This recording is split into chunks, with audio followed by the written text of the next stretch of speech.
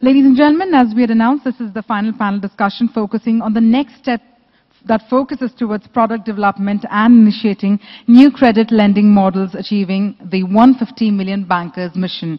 Once again, we already have our panel members who are seated here. I'll just take a couple of minutes to introduce them to you.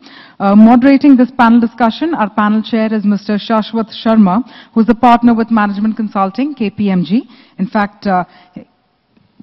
In fact, in his role, it's focused on financial services that's including banking as well as insurance, NBFC and investment management. He also leads the insurance sector for KPMG in India and comes with more than 18 years of experience in management consulting and financial services sector. So firstly, can we have a round of applause to welcome our panel chair as well?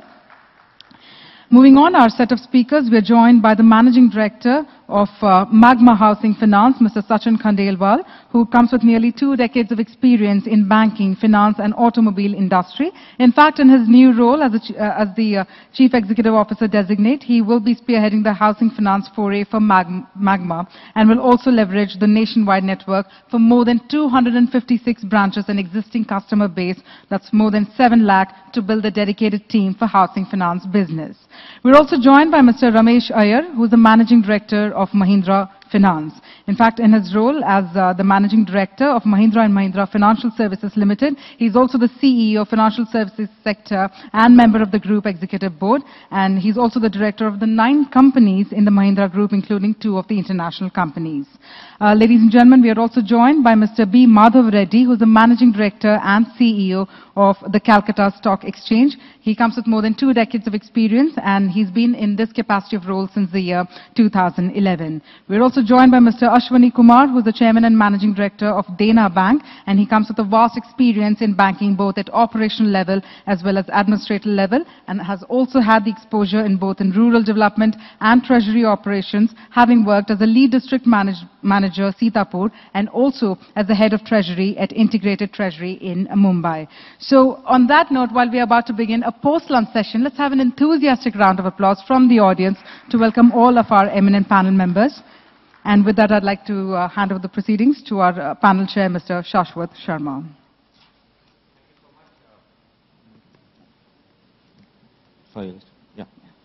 Thank you so much. It's a great privilege to be here with this esteemed panel as well as with the audience. A very timely topic. A lot of introspection has happened through the day on various other topics. So what we want to discuss over the next hour or so is more around financial inclusion and trying to see how we can take the products more on the credit side in line with the overall objective of the government to have 150 million Indians covered under the financial inclusion programs.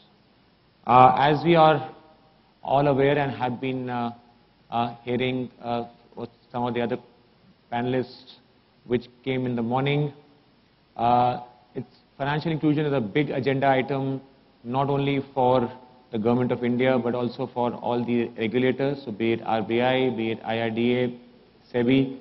All of them look at financial inclusion as a very, very core principle for the growth and stability of the economy.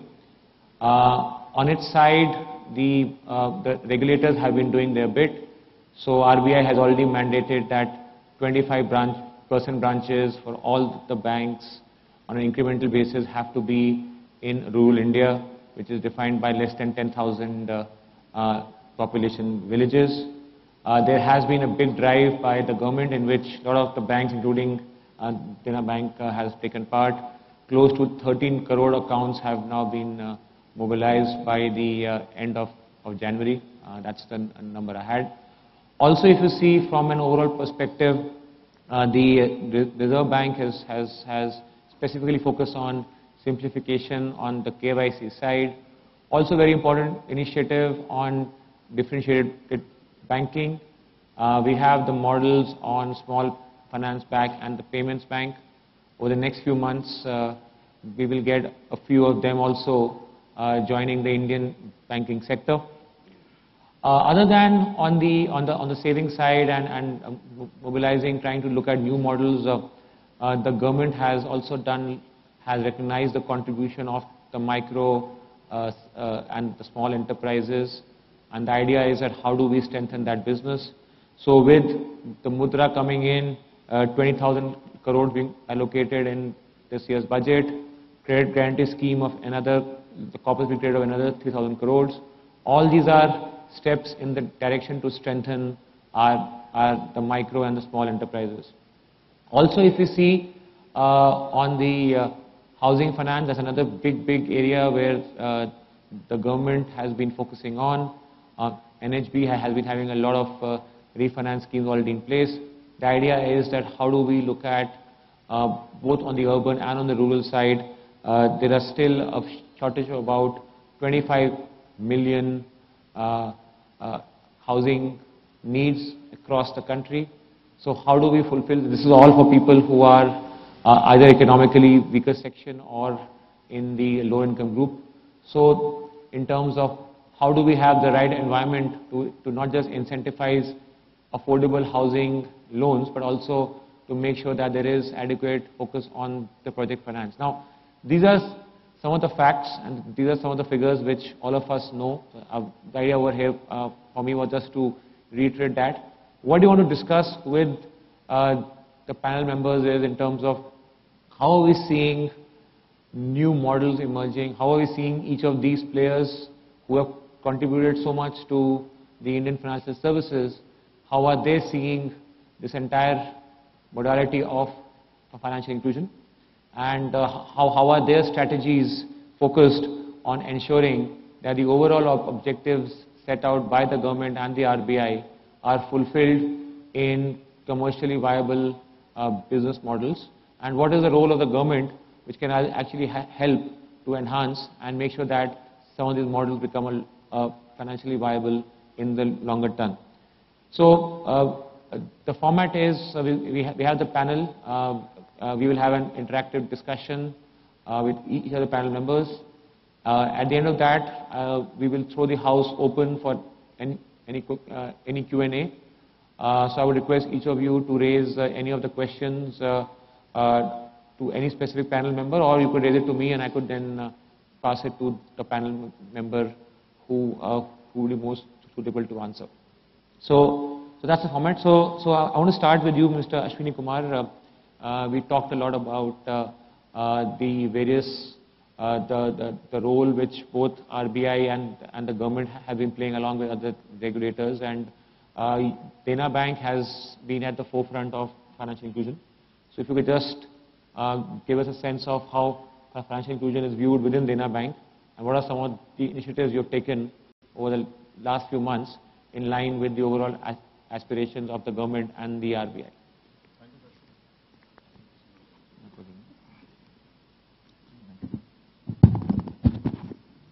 Yeah, thank you, Shashwat, and welcome all the participants here. Post-lunch session, a difficult session to handle, and but the topic is very interesting and needs a lot of focus. You asked about Dena Bank, what Dena Bank has done. In fact, we were one of the few who completed the targets much earlier than what was prescribed. And Dena Bank is SLBC convener of Gujarat, where financial inclusion was completed somewhere on 4th of December against a target of getting it done by 26 January. So when this program was launched, and I don't know how many of you have visited deep rural areas, but when we were visiting and when this program was launched, PMJDY, to open accounts, there were lines outside the branches to open the account. So there was a huge appetite in the rural areas to open the accounts. In fact, when we say that 64% accounts don't have zero balance, maybe because so much pressure was there in the rural areas that branch manager refused. They said just open an account, deposit the money afterwards. So there was a huge appetite which came out after this whole process of banking in unbanked areas, rural areas, and of course the same thing, though not to that extent, was witnessed in urban areas also. And therefore, I think in 4 or 5 states completed the financial inclusion target much ahead of the schedule. And despite so much happening on the field, recently I inaugurated one of the branches near Ahmedabad. That's not very far from Ahmedabad, having a population of about more than 5,000, 6,000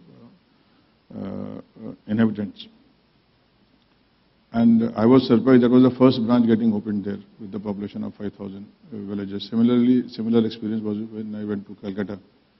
A branch close to Calcutta did not have, area close to Calcutta did not have any banking facility in a radius of 10 kilometers.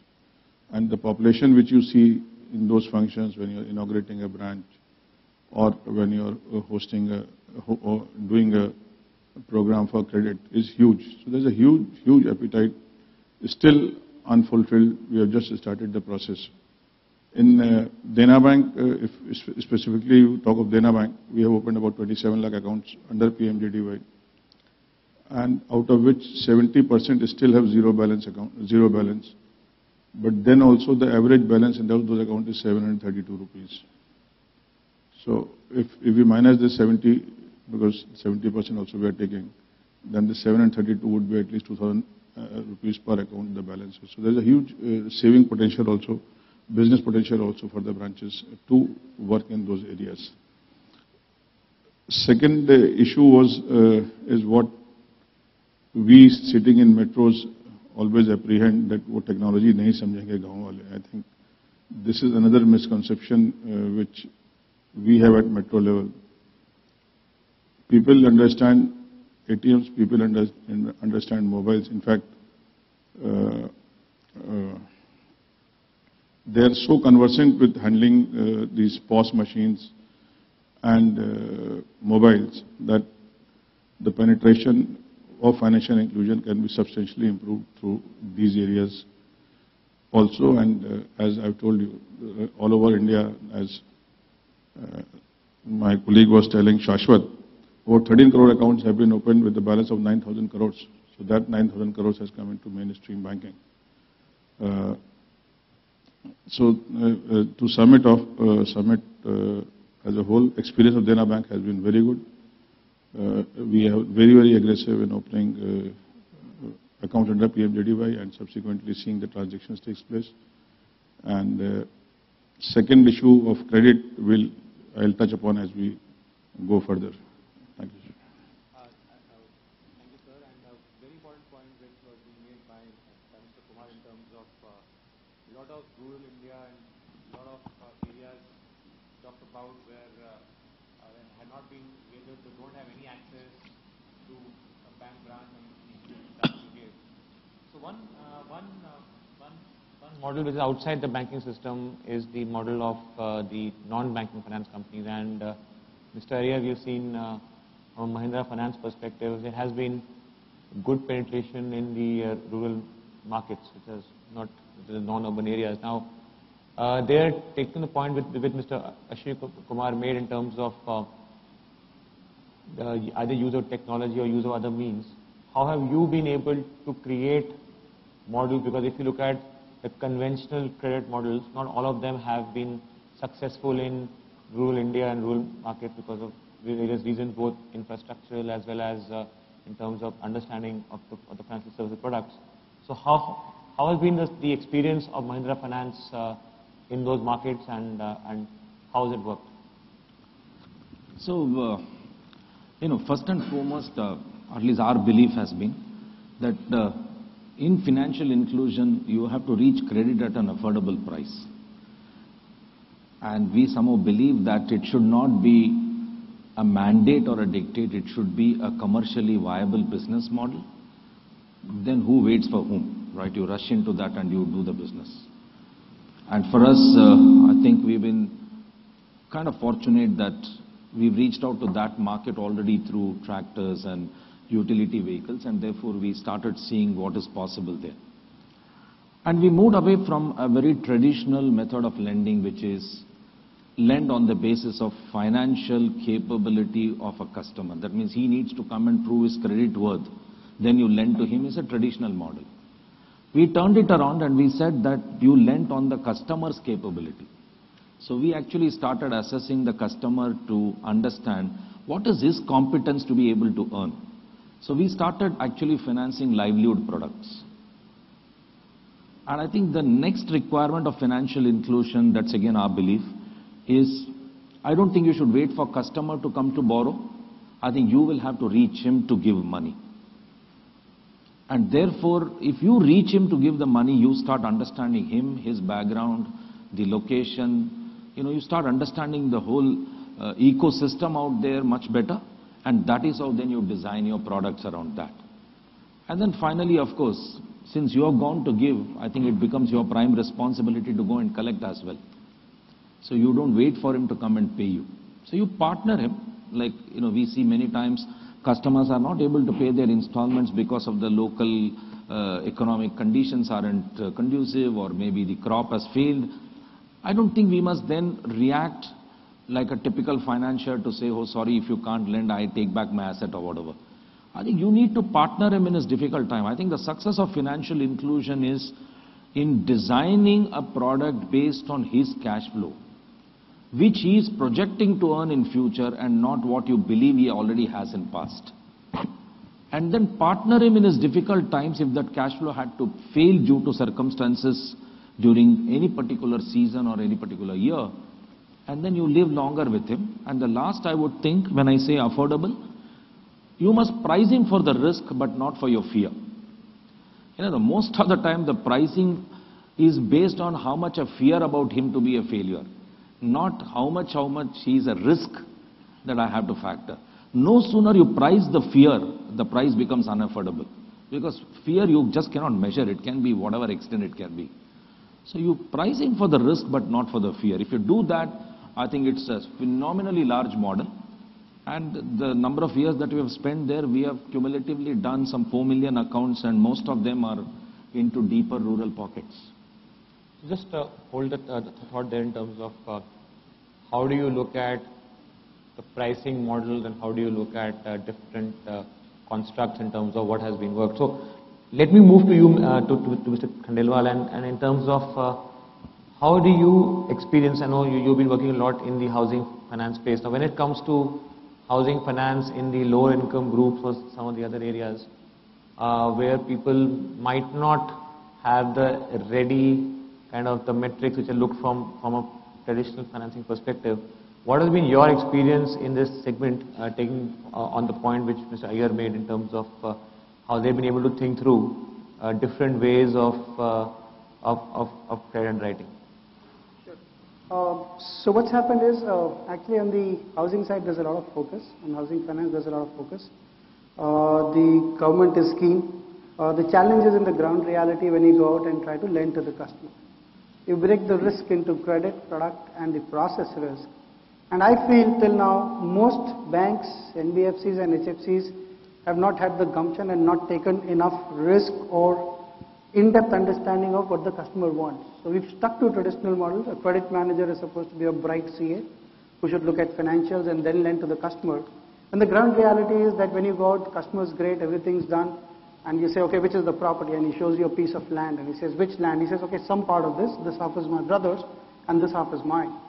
So what has to be done is the processes and the credit approach of lenders has to improve. When you go to the rural market, you have to customize your EMIs to suit his requirement, which may not necessarily mean this fancy words that credit managers use, FOIR and fixed obligation to income ratio.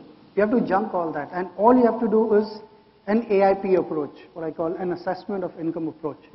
An assessment of income is all that works there. Even in the metro markets, even in the urban markets, you have tons and tons of customers. The kind of customers we get, for instance, Magma Housing, is a guy who's got an income tax return of 2 lakhs. His actual income is 10 lakhs. When my credit manager sits with him and assesses and tries his best to get partial documentation and assesses income, it comes to somewhere between 5 and 6 lakhs. So vis-a-vis against a completely parameterized model where you lend to him based on a 2 lakh ITR, we are able to at least consider 5 lakh out of his 8 lakh income. The challenge in the balanced 3 lakh income is also the fluctuation and the ups and downs and peak months and seasons and seasonality. And at any point in time, if he goes out and over leverages himself. So what we've seen is, there's a lot of cash transactions. You need to make sure that you are there. So you don't necessarily need to have post-dated checks. even exploring, if tractor customers can pay without post-dated checks and collections guys go and collect. I'll add on to what Ramesh just mentioned, and that's what you have to do. This lending is not about credit lending, it's also about the collections model. So unless and until you've got, for instance, we put collections guys with handheld POS devices, they go to the villages, the moment the customer has any part amount also, we collect that payment. So that, it's almost like what we used to joke in college, payable when able. When you borrow from a friend, so when do you return? He says payable when able. And that's exact reality of these farmers and rural customers. And you got to be there, you got to make sure that you're able to map them and cover them. We're also a significantly large tractor financer, and when I set up the home finance business for Magma, I thought, great, I've got a 1.5 to 2 lakh tractor customer base. Great customers paying well, but the moment you go and look at his property, the first thing he says is monthly EMI, oh, it's out of question. So he wants at least a quarterly EMI, and for farmers who are 2 crop or 3 crop dependent in a year, they actually want a 6 monthly EMI. So that structuring flexibility is what the credit and the risk managers of banks and NBFCs need to show. We are moving that step there, and all this also finally does not depend on a individual credit manager's gut feel and assessment. We've got to give them some kind of basic scorecards and scoring models, which we worked on. And right now we've started using them on all kind of informal income and cash income surrogates to try and lend to them. I just want to move the attention outside the financing model and just move to Mr. Madhav Reddy. So Mr. Reddy, taking from the point we've been discussing in terms of the customer today understands a lot more than a lot of people give the customer the credit to. The customer, and also the point made by Mr. Ashwini Khan earlier in terms of how using the Jan Dhan Yojana and some of the other financial schemes, we have been able to huge amount of deposits have been mobilized. So close to 9,000 crores, as Mr. Ashwini Khan said, have been mobilized in the banking system. Now, now in the capital markets, and there is a general perception amongst a lot of people that typically capital markets is for a little more sophisticated users, or people who understand a lot more about the financial products before they look at financial and the capital markets. So what's been the role which you've been playing in terms of is that true? Are the capital market products more complex and not for people who might be just looking at their first or second interaction with a financial services company? So what's been your experience in terms of working with some of the people who might not have had too many interactions with financial services companies, and how do they know more about the capital markets and what's in it for them? From the point of view of the capital markets, the role of capital market is to provide an opportunity for raising capital.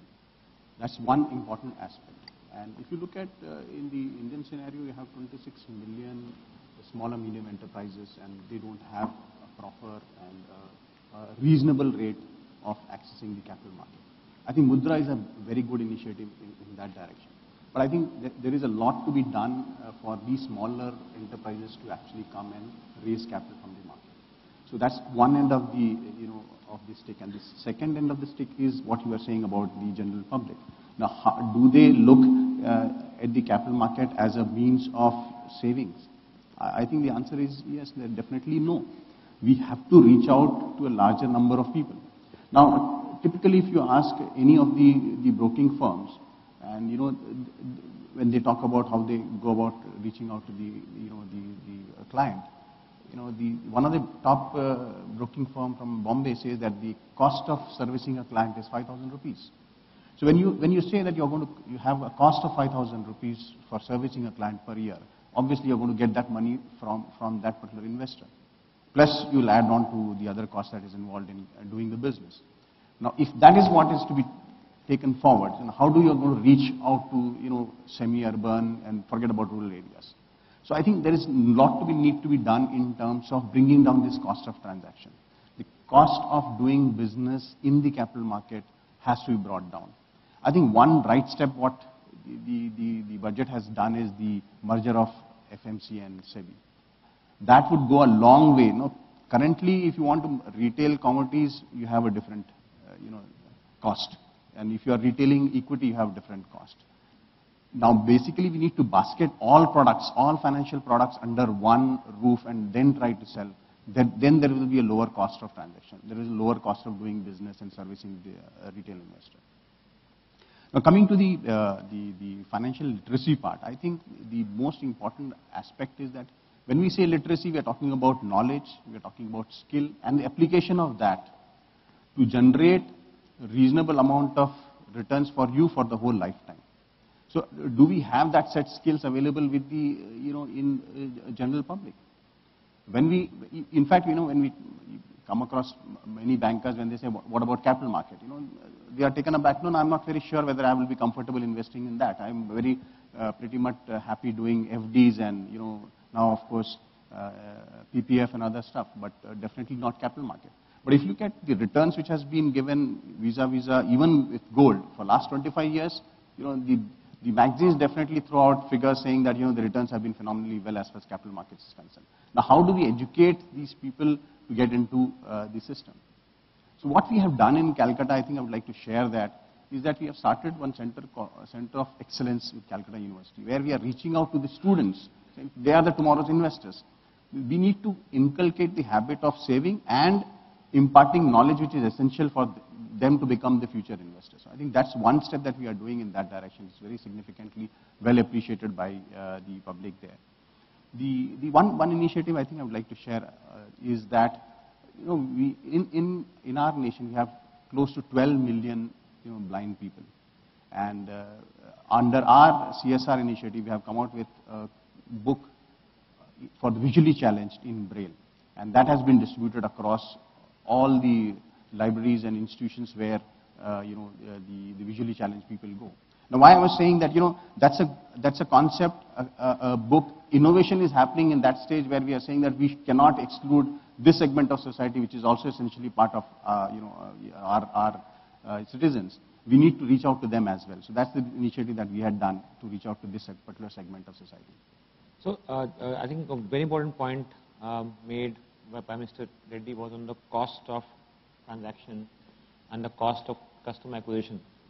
Now, and people talk about technology enablement and how do you bring down the cost of transaction. Now, what we've seen at least in the last 3 to 4 years, at least one cost of transaction which has come down dramatically is the use of mobile telephony and more so in the remittance business. So, I mean, all of us know the money which was paid a few years back to the most popular channel, which used to be the post office, either through a money order or doing a remittance, where postal services had a high cost of remittance. Now, over a period of time, that entire remittance model has really been turned on its heels, and the costs have really gone down. So I want to just ask you this question, Mr. Khandelwal.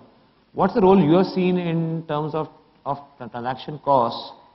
Just the point which was made earlier by Mr. Reddy. So his view was, now whether it's, that's his view, he said a lot of the businesses, because they have a high cost of operation, are not necessarily able to service the client segment, if I heard you right.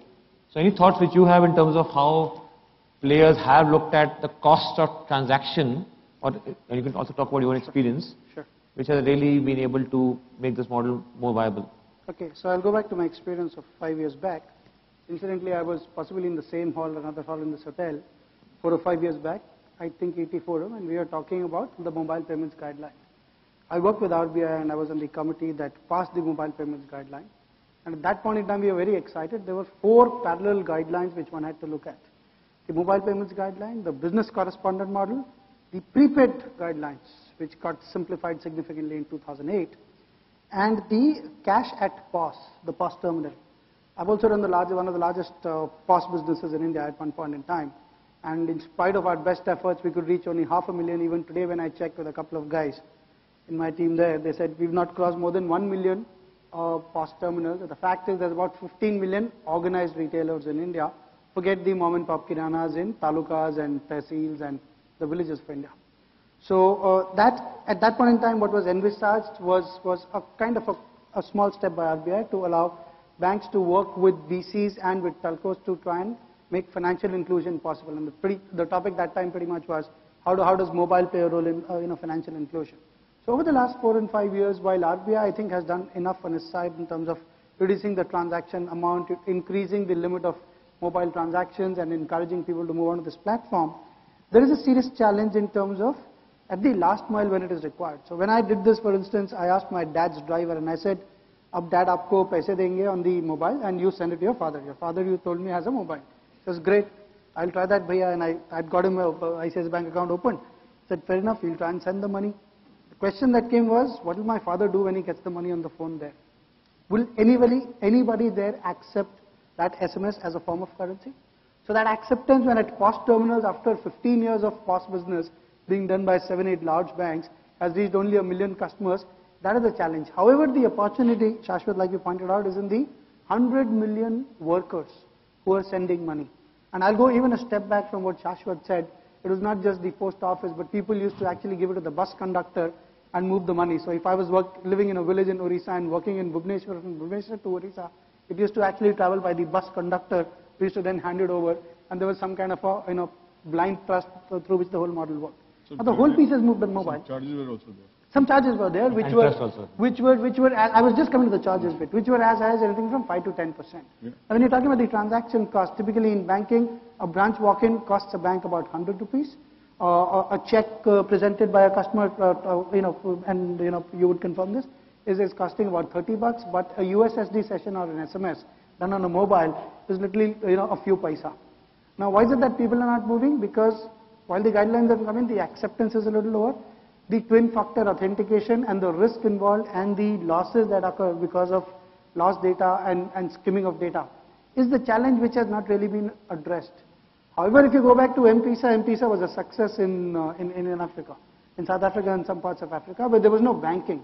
So long as we've got formal banking and even informal banking to some extent, this transaction cost coming down, now I feel this last 4 or 5 years of these guidelines and mobile payments being encouraged has translated into the small banks and the payment banks guidelines and what RBI wants to come out and the government wants.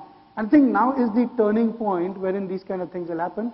I know for a fact that ICICI with Vodafone and a lot of large banks with a telco and a telecom solution provider are able to bring out this solution. It's being piloted, it is being tested out. I think it requires a more wider acceptance, and we are on the anvil, we are on the cusp of actually using these transactions to increase significantly. On the housing finance side also, the technology that I could use was for sales and collections. So handheld devices with all functionalities, everything, all features are built in. The technology has not yet been used in credit buying process and even the credit policy, and that is really where we need to move ahead. For instance, if I'm a worker every month sending 1,500 rupees on an average to my parents back home in the village, somebody has to just say, okay, this surrogates to a certain income. Assuming that I'm saving 50% and sending 50%, I have a 3,000 rupee income. If I'm able to send across 1,500 rupees a month, my repayment capacity for a loan is 1,200 rupees a month at least. So any asset or any requirement like a seed or a fertilizer or a small two-wheeler that I want, can somebody lend to me at 1,200 rupees? That is the kind of innovation which is required in the practical model. And then you've got some other model which can probably cover later. So what you said, I think there are two takeaways, and I want to just build on those 2 points which you made. So one point you said is, look, there is access, there is technology, there are things which are moving. It is about adaptability and understanding. So that's one point, which is a very important point, and I want to just hold that thought. The other point you said is that are there any innovations on the credit underwriting using technology, data, some of these things. So I want to first I want to just take these 2 points, and I'll first come to you, sir, Mr. Ashwini Kumar. In terms of the point which Mr. Khandelwal made, that look, technology is there, people are able to use it, but people do not know what to do with it. There's like a simple question he raised that, look, if somebody has remitted the money back to the village, what is the facility for doing a cash out? Do I need to go to the BC? Can I go to an ATM if I have a Jan Dhan debit card? Or do I need to only use it in a closed loop? Now, these are things, a lot of jargon has been thrown out in the industry. What's a closed loop and what can be cashed out? So from a Dena Bank perspective, since you have such a large base of customers, widespread branches across the country, how have you been able to do some of the initiative around just educating and making sure that people actually understand what the products are, what is the proposition from the bank side, because communication is somewhere is missing. So what are the steps which you have been doing? If you can just talk us through some of that, because this could be good learnings for some of the audience here and in general. Yeah. No, of course, financial literacy has to be there before we move on to, say, capital markets, which are much ahead in the curve when we talk of financial inclusion. Let people understand basics in my account, let them understand how to open an account, how to operate an account, because when the accounts were opened under PMJDY and subsequent visits, when we used to talk to them about RuPay card, they did not know what is a RuPay card, though they had a RuPay card. So tell them RuPay card, tell them PIN, how to use it. So a lot of work has to go for financial literacy before we talk of USDD being used by customers at the ground level, or women in the field, because of the circumstances. Because I am talking of financial inclusion in the rural, deep rural areas. And when we were discussing in one of the camps, there were 200-300 ladies. Most of them said, we asked them, do you have a RuPay card?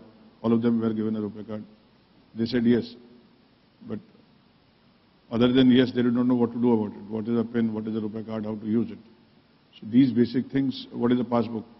So these basic things have to go as a part of literacy before we move ahead to other products, say insurance or pension or capital market access.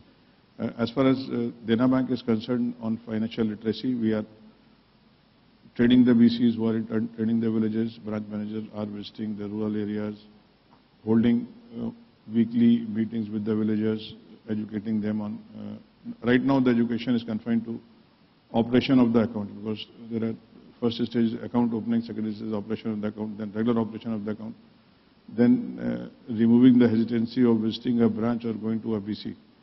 So they are moving in the field. Whenever we are going to the field, we are trying to address as many farmers or as many villages as possible, just to educate them about the basic issues of banking. As Mr. Khandel was telling, still in villages, payment is being made through couriers, and they charge 5 to 10% for one transaction, say remitting 2,000 rupees to a villager.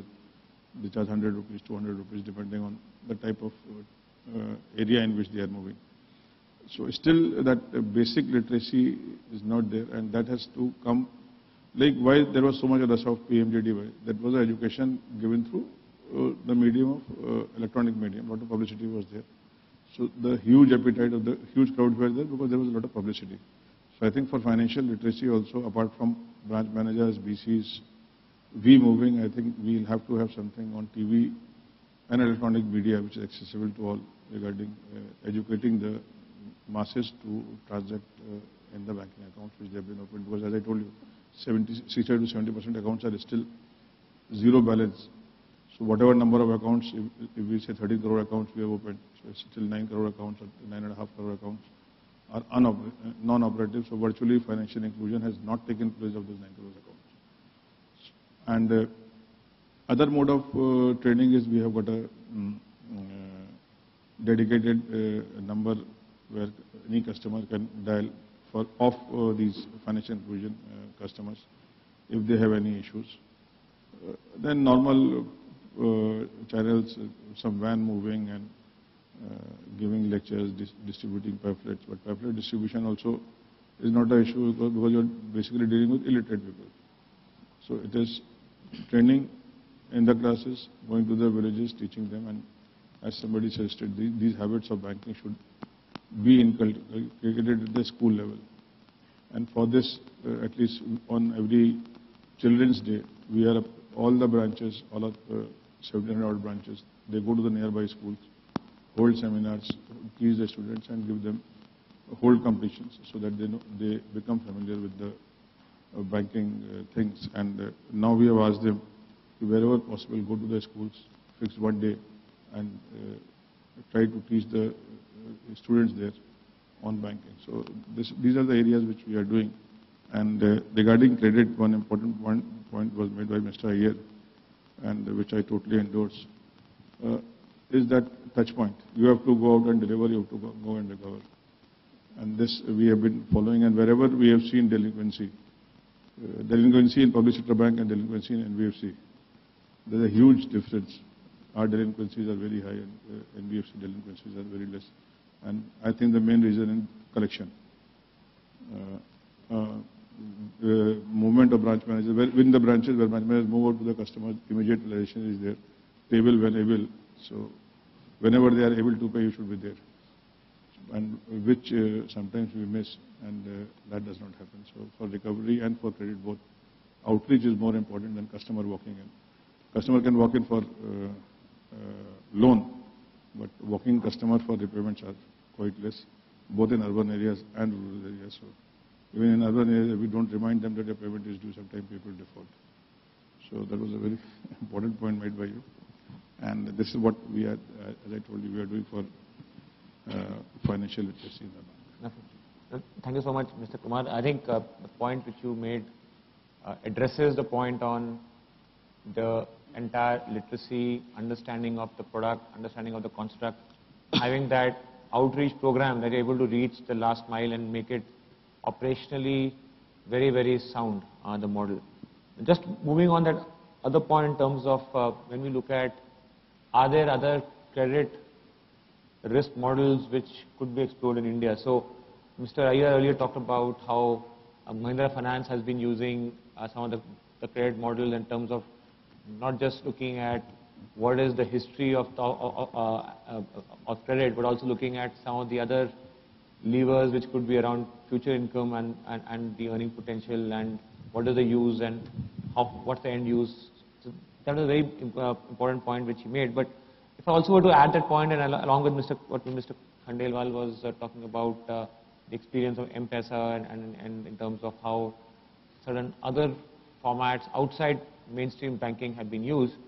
Now if I put all this together, plus saying that look, there has been mobile has increased in terms of the penetration. You talked about remittance a long time back. So if you see today, India has close to around 800 million mobile phones, out of which 40%, close to 40% are smartphones. Now, given all these disparate pieces of information which I just gave, so Mr. Iyer, in your view, is there some model waiting to happen where, taking on from what you said in terms of how you are looking at a future income rather than just the current or the past credit history, is there also a case to look at a wider set of parameters which could be used for underwriting? So for example, can we correlate the usage of mobile phones over the last few months or years or whatever the history is, or can we use electricity bill as some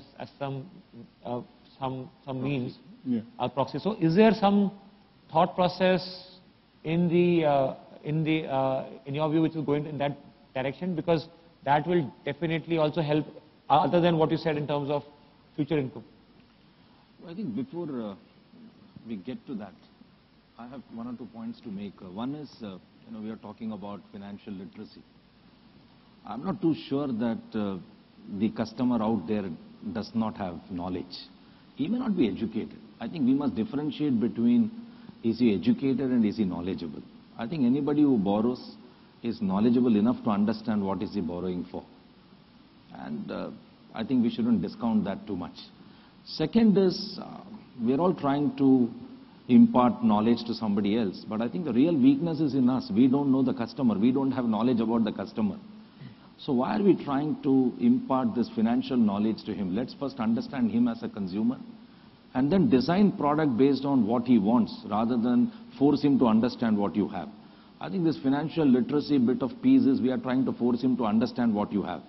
No sooner you create what he wants, there is no requirement to impart any knowledge, because he is then understanding that you have created something that he wants. Right? So I think that's the first thought I thought I must put it on table. I think it's also important that all the models will coexist. I don't think we should say either or. We must not start believing that no sooner mobile phones will come, no sooner technology will intervene to transfer money, everything else will vanish. Let me give you one classic example. We finance three-wheelers. Okay, and we collect monthly installment and sometimes daily, sometimes weekly, as much as he has. And initially, 5,000 rupees is the installment. Now we have 2 rupee coins, 5 rupee coin, and now 10 rupee coins also introduced. So all of us sit in the three-wheeler and pay our point-to-point fees, which is 10 rupee or whatever amount. Now he comes back and gives me installment of 5,000 rupees, of which at least 2,000 rupees is in coins. Now what are we trying to tell him? Are you going to tell him, take this money, go to a bank, put the money in the bank, transfer it to the finance company? He will say, if you don't want to take it, I'm the happiest person on earth. So I think we shouldn't force some of the practical, pragmatic problem of that market and imagine that there is going to be some solid, strong technology solution which is waiting to happen and shake all of this out. People who earn their money on a daily basis will not want to use too much of all these complicated issues because they are all borrowing for their livelihood purposes. Second is, I think we should also not complicate between reduction of transaction cost. I think we should all work towards productivity increase. Right? If you can produce more with the same cost, the cost is going to come down. We should not force ourselves to say, how do I bring down that the number of consumer will remain same, my cost will remain same, and therefore I have to bring down my cost. Will not work. You will have to say, if this is a cost I have incurred already, how can I expand this and bring more customer? Which is why I talked about the touch point. And you will have to make it convenient and comfortable to him. I think it's all about providing convenience. Like in the last 12-15 months, we have opened something like 300 branches at the village level because we realize that when his cash flows are under pressure, you better be as close to him as possible and make it convenient to come and pay as many times he can. So I think we will have to continuously work on providing convenience to customer, therefore productivity will go up and therefore the cost will come down. So I would think the designing of product, I go back to where I started initially, I think the designing of the product will have to be based on customer requirement and not what you have to give. I had a very recent experience in one of the villages I was traveling. Phenomenal experience. This is innovation. You know, there is a roadside trader, if you may call him whatever that shopkeeper, small shop. He sells a packet which has got a little oil, little haldi, some masala, and 1 mirchi. So I asked him, what is this? He said, जो लोग खाना बनाने के लिए एक मच्छी लाते हैं, उसको ये पैकेट मिलता है 3 रुपए में. So he sells it as for 1 fish cooking, what should be the masala ingredient requirement. So the shampoo sachet equivalent he has created. So I said, it's for whom? He said, the daily labor who earns daily money, he cannot buy masala for 15 days and 1 month. So today he has earned some money to, cook 2 fish. So he says, 2 machli ka mere ko masala dena. So he gives him 2 packets. Now I think this is convenience. I think this is product development. I say this is cost. I think this is productivity. I think this is what is innovation. And if we are all talking about financial inclusion, unless our mind works in this direction, I mean, I can tell my customer, sorry, I've got a branch, you bring draft. I'll give you another small example. I'll take just 1 second. We asked a customer, you have not paid the installment. He said, why are you talking? I've got a receipt from you. So I said, can you show me the receipt? So he produced a document which is actually a bank draft. So he went to the bank thinking that he can remit money anywhere. So he's gone and deposited the money, Mahindra Finance, he's got a draft made. And he thinks that is a receipt for the cash he has deposited. Now we may want to educate him saying this is draft. Who cares? But rather I create a convenience, tell him next to a bank I open a branch, then he will not go into this mess, he will go and deposit money in my account. So I think instead of trying to educate somebody and trying to impart this knowledge in a big time basis, if we can educate ourselves about more knowledge about the customer, I think there is enough solution hidden out there. And I think if the solutions are found, I think volumes are waiting to happen. And that's a denominator effect for the cost to come down. I think that's my take on this business model. No, thanks. So just to taking from what you said innovation will come from first understanding what the customer really wants, trying to develop those specific propositions, and then making sure that they're available in the format or at the point of presence when the customer needs it. So that I think that's a good perspective which you have shared. But what you've also seen is, and you talked about this entire point around the customer and the experience, and you talked about rural India. what we've also seen is in rural India, and we've been reading the papers over the last few days, and there have been a lot of tragedies in the farming community. There have been a lot of issues where, because, I mean, if you look at our society, there's a large section of society which still depends on the vagaries of nature. A lot of our farming is still rain-fed. Temperature conditions, weather conditions impact a lot of people in our country. So at one level, we are talking about convenience, but at that same level, we also need to think through in terms of there is a large section of Indian society which really needs to be, in some sense, included in the mainstream. Now, I want to just ask the question to Mr.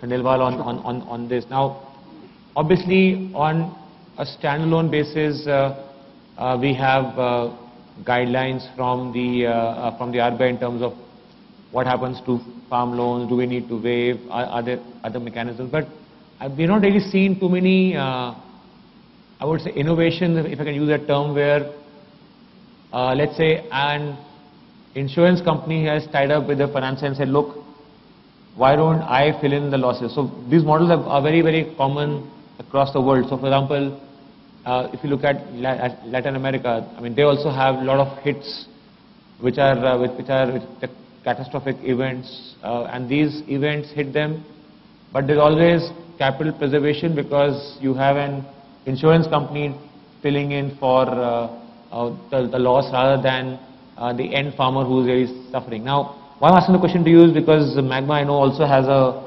insurance company and you also have a housing finance company. But somehow, do you think this disconnect between different industries in the financial services, is it more driven by, as Mr. Iyer said, people really haven't understood what does the customer want and how can I deliver better, or people will try in the near future according to you? Shashwat, I would say it's not that people will try in the near future. People have already tried, and there is a little element of innovation which has already come in, given the current scope of regulation. For instance, most of the banks have their own general insurance company. I remember I was doing significant lending at ICICI Bank, the general insurance side. We got to them, and over a period of time for housing and some of the other assets, about 4 years back, this product was structured, wherein for young borrowers, the risk is at times if they lose job, and for the first time in 2008-9 post-Lehman, India saw some job losses and some people temporarily on the bench for 3 to 6 months. So there are products available which, with that general insurance cover in particular, kind of take care of 3 to 6 months of the installments during the duration that the borrower is actually unemployed. Right? So that is one kind of innovation which has come in. Bundling of general insurance product to cover the asset is what mine and Ramesh's companies regularly do, almost to the extent of 100%. However, over and above that, now there is alliances with life insurance companies to try and at least cover the dependence of the loanee at any point in time. Unfortunately, if there is a demise in the family and the loanee is the guy, the applicant who passes away. So there are life insurance covers which kind of take care of that, and that is kind of coming back. The penetration of those products is low. Our own ability to sell that is not much. I'll frankly take the blame on the loan selling teams itself to try and educate it, price it right. A larger campaign jointly to be done by a life insurance company and a lender, which actually educates customer that why it makes sense for not just you but for your entire family. It's literally like the LIC campaigns that keep happening and continue to happen now, which talks about take care of your family going ahead. So that is the kind of element of innovation which is already there and being rolled out and implemented. Some of them which on the earlier side when you said about agri and dependence on crop, look at MP, Gujarat, Rajasthan in the last 6 weeks. I mean, these rains have created havoc. Most of the tractor customers, me and Ramesh are sitting pretty here, but very soon we'll be out there and trying to collect these monies from the tractor customers. In the month of April, May, when they're supposed to pay it off and buy new tractors, we are worried what is going to happen. So in those kind of calamity kind of situations or nature dependent situations, what is required is a flexibility from the regulatory side to let us structure a quarterly guy into a half-yearly EMI without letting it become an NPA. The moment it becomes an NPA, we're defensive. I'd rather repossess, incur a loss and dispose it off instead of carrying a large number of NPA on our books. And that's exactly what intervention is required, at least in these kind of agri-based lending. Sure. We want to come back to you, Mr. Reddy. Now, Just in terms of, if we look at from an overall way, and just building on the point made by Mr. Khandelwal in terms of what some of the regulators and the regulations can do. So do you think from a regulation perspective, from a capital market perspective, is there something which you believe is a step in the right direction which is being taken by SEBI? How is the broker community reacting to those? So in some sense, how do you see the entire regime moving in the capital markets towards inclusion, and what do you think is the role of the regulator playing? And I'll talk right now on the capital markets, but we'll come to the banking in a bit. But what's your sense, in terms of because there's a lot of focus from even the capital market regulator on the protection of the individual customer, making sure that the person who is not very, very financially savvy, though I know Ramesh says that people are very financially savvy, but a lot of the capital market products are not always understood by even people like me sometimes. But what's your view? What is the regulator really thinking of on those lines?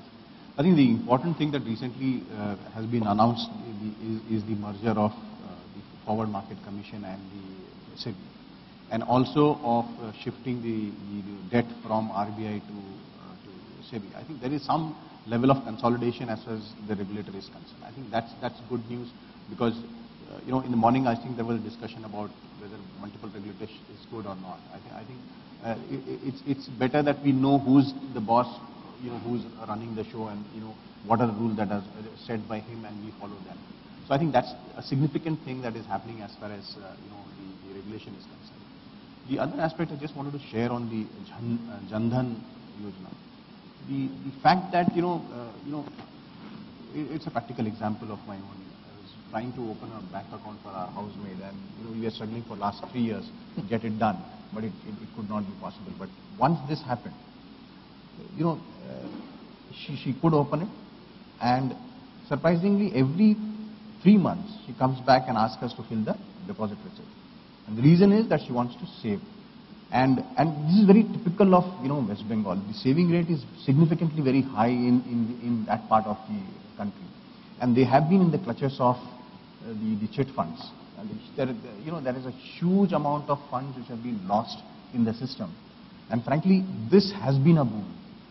And maybe the 70% of the accounts might be not there having funds, but I'm sure because on the urge of getting the numbers people must have got in.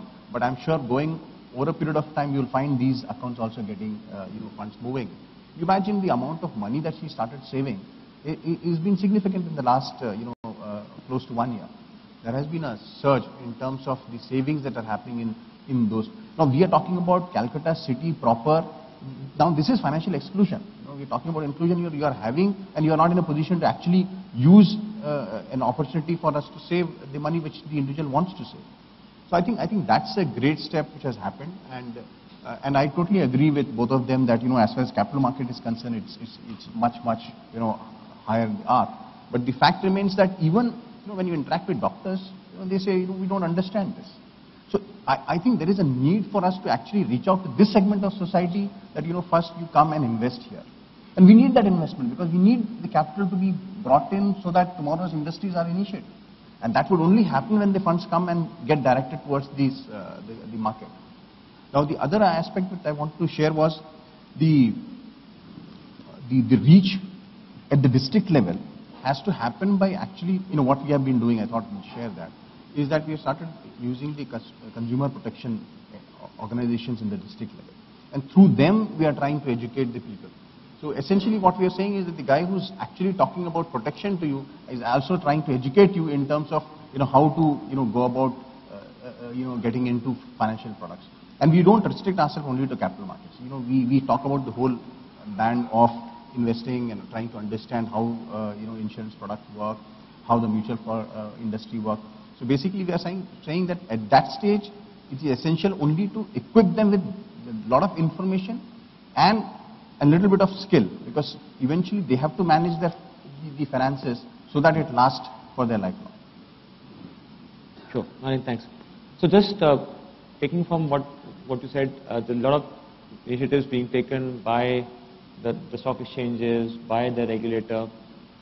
So, and I think the point which Mr. Iyer made in terms of how do we make sure that at the end of the day, each of these models are commercially viable for them to be able to attract entrepreneurs to come in or other players to come in. So we're talking about today the model around small finance bank, and there's and if in the payments bank, if you see a small finance bank and payments bank put together, there were 108 people who applied. So there was a huge euphoria, and there the focus is on financial inclusion. So out of the 108 applicants, around 75 odd are for the small finance bank. So there are people, there are entrepreneurs who are saying, look, there are disruptive models out there which can be commercially viable. I think that's a very fundamental premise for a long-term sustainability of the business. So from that perspective, any thoughts from the panel members in terms of what more can the government do or the regulator do? Obviously, the government is talking about how on the micro enterprise, how do you look at the Mudra scheme? They have a credit guarantee corpus created. There are things being done by NHB on the refinancing side for low-income housing. But what more can be done? What are some of the learnings from some of the other markets? Very good to hear some of the inputs. Want to talk about Mr. Iyer? So I think, like if you set up a factory in some remote area, you get some tax benefits and things like that, right? So isn't it financial inclusion, something like that, that you're attempting to tell us to go more deeper? And should there therefore not be some thought process around that to say, how will the regulator or the government or anyone else look at what should be the support that must be made available to somebody who's willing to stretch themselves to that extent? So that's one way to maybe look at it. The other could be we are trying to, in a way, work like a corporate social responsibility out there, because we don't know the real customer's profile, need, his ability, etc., etc.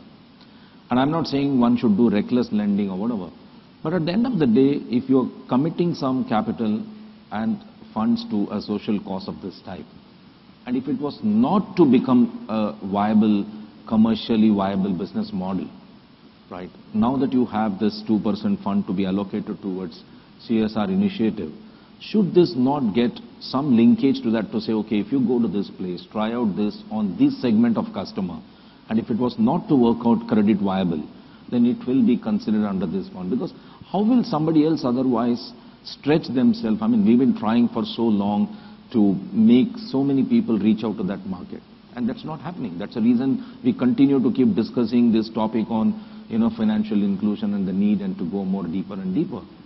So I would think one has to start looking at these kind of initiatives also, something which will have a real long-term social impact for sure. But somewhere it has to make a beginning, and that beginning will happen if it is encouraged from different angles.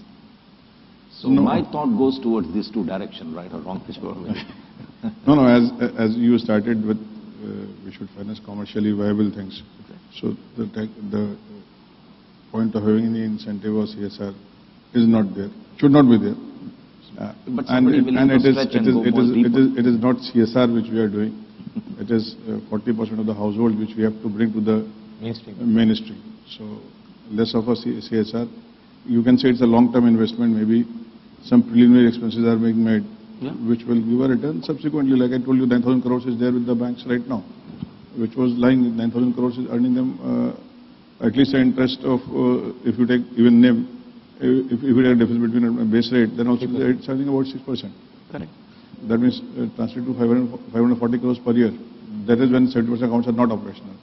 So what I think is more as a CSR, we have to reach out, and rightly said, we have to reach out, and when you finance, you will finance commercially. There will be failures, of course, there is no doubt. But again, I don't know what is the experience of all the banks. I don't have a figure. But as far as Dena Bank is concerned, my private sector NPAs are lesser than the corporate NPAs. So I think what I personally feel slightly different from Mr. Iyer. We should take it as a business proposition with some initial investment. Maybe initially we have to invest in technology, we have to invest in financial literacy. we may have to invest in some product developments. We may suffer some losses initially, but ultimately, if we can show a GDP growth of 6% with 40% excluded from the main sector, if these are included, then the GDP growth can easily be 9%, 10%, which will give good benefits to Mahindra Finance and Khandelwal. So, Mr. Kumar, just one point before I ask you something else. I think just to build on that point which you made in terms of the priority sector lending, and today RBI has taken out a discussion paper in terms of because most of the banks are not meeting what RBI has said. Now, there are going to be limits and sub-limits on the weaker section, on creating social infrastructure. Now, as you said, over the longer term, that will build the mainstream. So, is that a step which I'm sure you are welcoming along with all the other banks?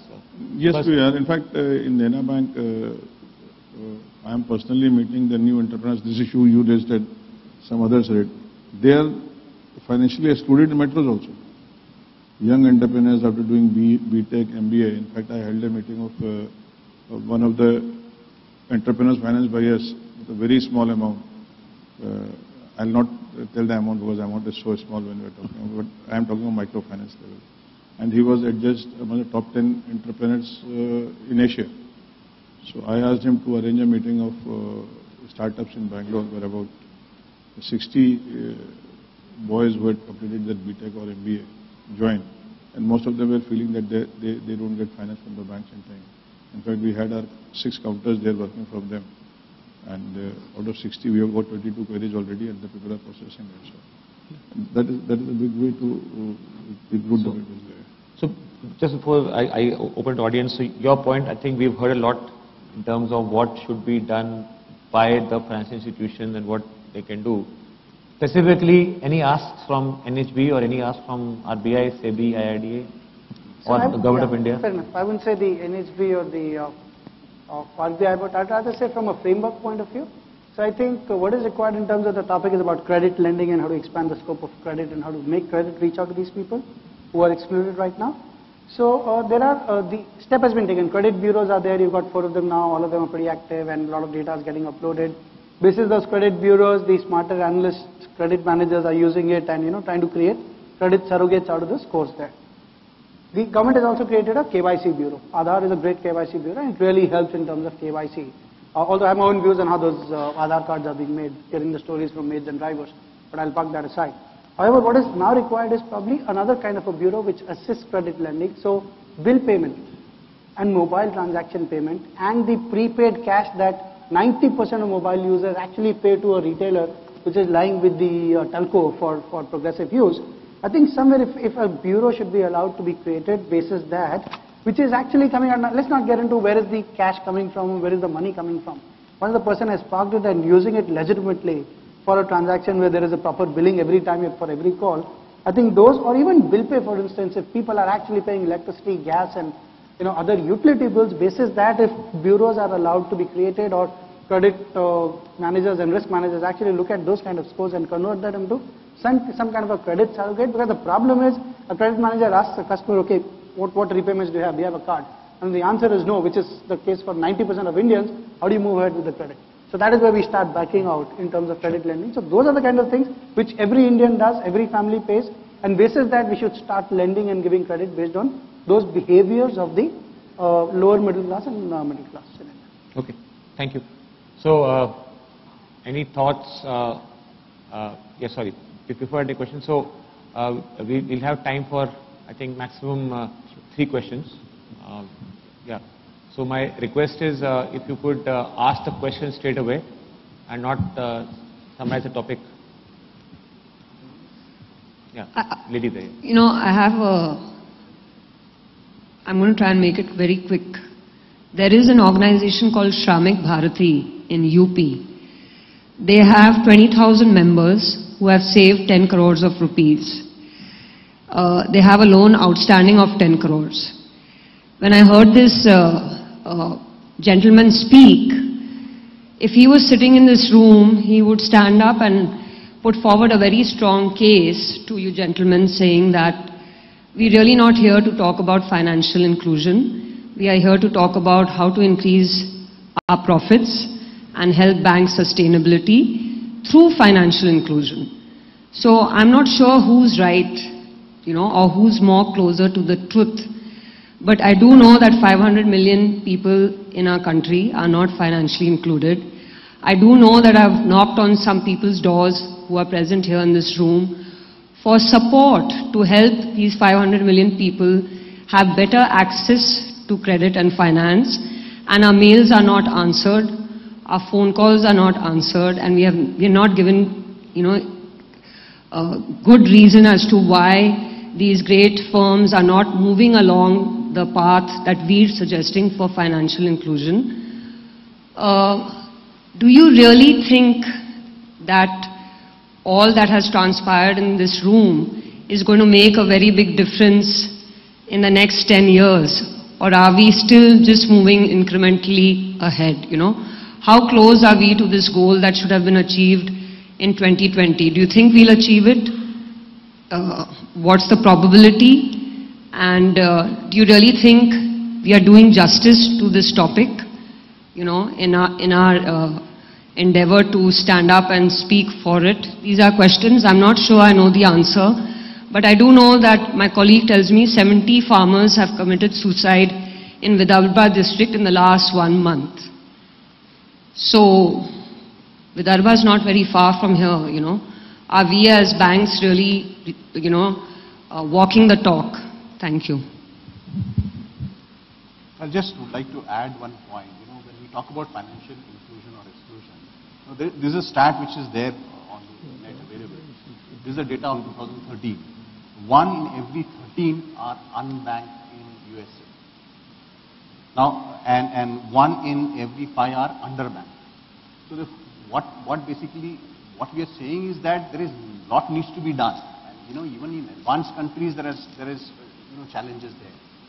We are in the early stage of growth. I'm sure the steps which have been taken by the government are definitely going to yield results going forward. You would appreciate that as on date, virtually all surveys done by the banks, all the households have been, at least they have an account. That itself is a very, very huge step. And everything cannot translate in one day. So this whole process will take some time, but you should appreciate that so many accounts getting opened is not a small job in a very, very short span. All households are virtually now covered as per the surveys done by the banks. Maybe some households would obviously will not be having accounts. But even if there is an error of 3-4%, that itself is a huge task of opening 13 crore accounts. 13 crore accounts means what? Half of the US. I personally think so that, we can keep talking about what's not happening. I think we will have to start appreciating that it has begun. Yes. And then the momentum will pick up, the pace will go up. And then you will, maybe 5 years, 3 years down the line, as we speak on the same subject, we'll be talking of a very different statistics, a very different level of understanding. So I think for too long we have been debating about, it's not happening and it won't happen. I think it's after a very long time we are now talking about, let's make a beginning and it will start happening. I think we must all give it a push, and I think it will therefore go in that direction. If all of us in this room make sure that all our drivers and maid and their families, wherever they are, we help them open a bank account, we are making our own contribution to that. Let's be honest to ourselves and ask how much are we putting efforts towards making this happen. It's not just bank, it's not just finance company. I think it's all of us out here have to make sure. I know in my building there are some 80 security guards who come from Bihar or wherever they have come from, and they are struggling to have a bank account here, and we are trying to consolidate and try and create one. So I think there is a definite need for each one of us to start looking at what little can I do around me, and therefore will that become a huge momentum, and then gain that pace for all that end that we are looking for. I think that's my take. Yeah. Any other questions? Yeah, well, Excuse me. Oh, sorry. I'm Raghavan. I represent Equitas Microfinance based out of Chennai. Can you be a little more louder? I represent Equitas Microfinance based out of Chennai. It is very nice to hear the kind of innovations that are being done, especially Ramesh when he was talking about how the payments can be received. I think this is the place where NBFCs played a major role. Product innovation, payment innovation. And this is a space where we thrived, and today you can understand the kind of size that NBFCs have reached. For example, let us say, a client who is going through a crisis. It's a temporary cash flows. It's not that we are working in a space where most of the clients are informal. They are working in an informal atmosphere. Now, cash flows doesn't match. EMS doesn't work. I completely understand. Now, but the thing is that if you look at the recent guidelines that have come from the RBI or the NPA provisions, we have to move towards the banking NPA provisions. The scope has been reduced. Does it not kill the the innovation in terms of products? Because you have to move the 90 days from 180 days, which is the provision that you had. Does it not impact the innovations in terms of collections that you are planning for? Why should we try to innovate beyond the regulatory norms? We have to innovate with the regulatory norms. Regulatory norms, does it not kill innovation? No, I'm not saying it is killing. I'm saying we can innovate within regulatory norms also. Okay, so that means we need to kind of plan their cash flows. How can we plan the cash flows of an agriculturist? That you cannot plan the cash flows. You have to plan your product accordingly. No, that means the product innovation is kind of, the innovations can come down. It gets regularized, is what I was just trying to say. But let me try and address your point. I mean, we have the same question in our mind. But I think our belief has always been, I think at the end of the day, NPA is a regulatory provision requirement. I think you start looking at credit losses as your ultimate loss of your balance sheet. So if you think that, yes, you've got an NPA of X percentage, less than 90 days, you have to make provision, that's fine. But I think you have to start quickly looking at, okay, how does it end up finally? And we have realized over a period of time, NPA does come in temporarily in some phases like this. And then it tampers off once you start looking at credit losses, one. Two, start very seriously looking at de-risking your entire balance sheet from a geographical perspective, product perspective, customer segment perspective, design of product perspective. I think it evens out. We have seen that for ourselves. When we were a single product company, today to a multi-product company, some products will have very high NPA during some season and something else will have a lower NPA to even it out. Or some geography will have it that way. I think the whole push from everybody else is to say, don't concentrate one location, don't concentrate one product and increase your risk. Go multiple, go more product, more segment, more geography. And maybe you will de-risk, but credit loss is the answer. I think NPA we should try to address. Ultimately, provision is in a balance sheet only. So, one last question from that lady there, and then we have close. Hi, I'm Richa from Standard Chartered Bank. Well, taking this hope thing forward, I'm quite hopeful that things are changing. In the last 1 year, things have really changed with a faster pace as compared to last 10 years because of like Jan Dhan Yojana and everything which is kind of contributed towards the cause. And taking Mr. Iyer's point on fear, pricing for fear versus pricing for risk, I think that was something which is kind of etched in my memory from this session. There is this risk of pricing for fear is because there's a fear for unknown. For banks like us to venture into that segment or that territory of, say, agri-lending or rural lending or to weaker section and all. I'm from Standard Chartered Bank, which is a foreign bank. We have our own niche. We have our own expertise. For us to venture into that segment, there is a fear. There is a fear for unknown. And for that, I think some of the enablers, which Shashwat, you were kind of talking about, what we would want government or the regulators to look at would be something like more effective credit bureaus, relying on more surrogate information. What we understood, we met with CIBIL, we understood that some of the NBFCs are not really providing information in whatever requirements they would have, or MFI's data is not coming. It's just not banking system, but even the other players should also be contributing to that database. I think there's a need for effective credit bureaus. There's a need for insurance company to come into this space and come out with innovative products to help banks to go and lend in those segments. I think that is something which is lacking because we still depend on rainfall when it comes to agriculture, right? So we need to have more products innovation over there. We need more support from government on credit guarantee schemes to come out. We have only one credit guarantee scheme, which is CGTMSE, which is not taking off, which is not taken off at all because of various issues around it. And of course, a lot of people over here would know the issues in terms of implementing it. I would like to know what issues are around that. In terms of implementing it, in terms of, see, what bankers want. We want, if there is a default, we should be paid back, right? It is just because of fear, what you said. Fear as well as your fear that we won't be paid back, because the process is so onerous in terms of, we have to actually go and get the court proceedings done before we actually go and claim, lodge a claim under the guarantee. And also, there are a couple of things which are actually not helping the cause.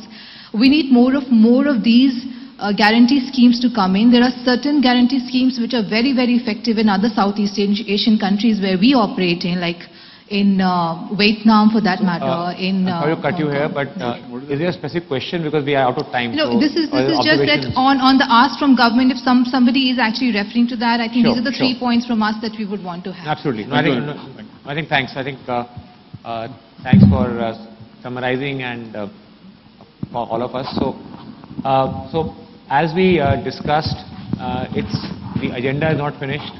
Lots more to be done, but hopefully there's a lot of food for thought for all of us in the room.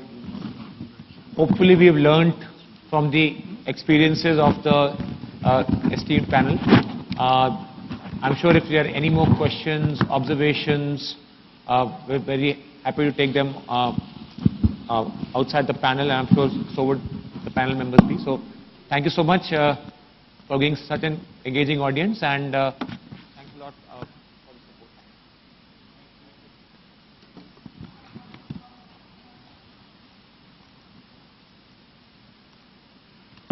And on that note, I'd like to once again invite on stage the Sector Head for TCL BCCL, Ms. Sandhya Dhar, to please come on stage and present the mementos to our speakers.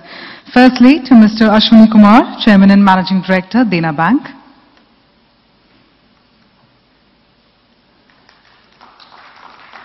Mr. B. Madhav Reddy, Managing Director and CEO, Calcutta Stock Exchange. Mr. Ramesh Iyer, Managing Director, Mahindra Finance.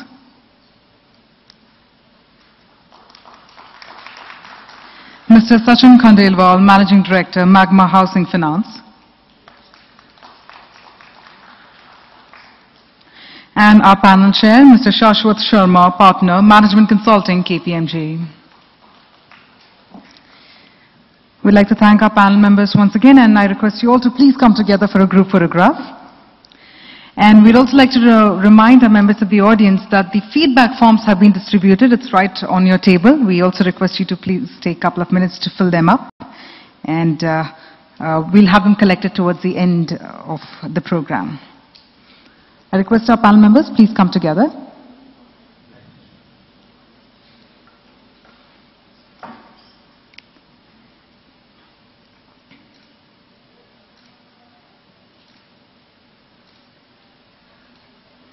Thank you once again.